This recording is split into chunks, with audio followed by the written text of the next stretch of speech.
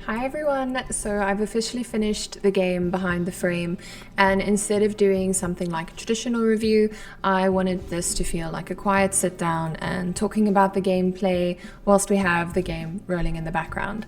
I'm here with you and we're just chatting about why this game stayed with me and what I thought about it. One of the first things I loved is how quiet this game is. Not empty quiet, but more intentional quiet. There's no rush, no pressure, and no constant instruction telling you what to do. And in some games that is really helpful, but in this one it gives your nervous system a chance to relax and it gives you a sense of calm, which is really fun. Psychologically, I feel like that's really powerful and it creates safety, and from that safety, a lot of curiosity shows up in going through the different missions or episodes or chapters of this game, learning about the character, learning about painting, and just taking in your surroundings.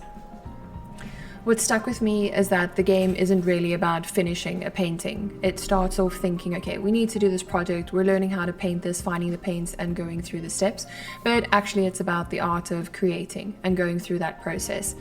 You pause, you paint, you sit with things, and you kind of explore the surroundings and the person living across the street, and that mirrors real creativity and kind of real life, going through things, trying to figure everything out.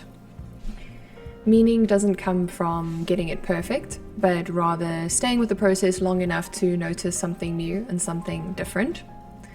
As the story unfolds in fragments, which I loved, these small chapters, and you can play them one by one or play the game in one sitting, you're not really handed answers, you're invited to observe, take things in, and figure small snippets as you go.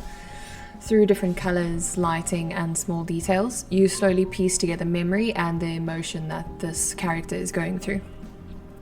And honestly, that's kind of how memory works in real life. We remember feelings and moments more than neat, succinct events. There's also something really gentle in this game about the way connection appears.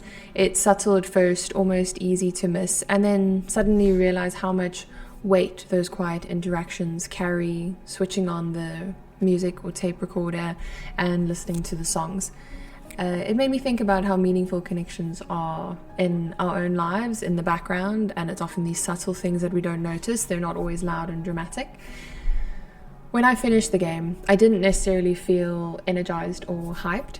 I felt calm and reflective and a lot of things to think about, and I guess that's the point of the game. It's to evoke those sense of emotions in you. Kind of soft in a good way. It's the kind of story that doesn't necessarily close a chapter in your mind, but it leaves a window open, and I think that's why it lingers. You have a lot of thoughts, you think about things and try to analyze smaller moments throughout the game and just think, is there anything I missed out on, or how does this character's story evolve and where do they fit in with the rest of the characters or the chapters that you play through. If you've played Behind the Frame, I'd love to know what moments stayed with you and what you found interesting. And if you haven't played it, maybe this is a sign to try something slow, thoughtful, and quietly beautiful if you're into these kind of cozy games.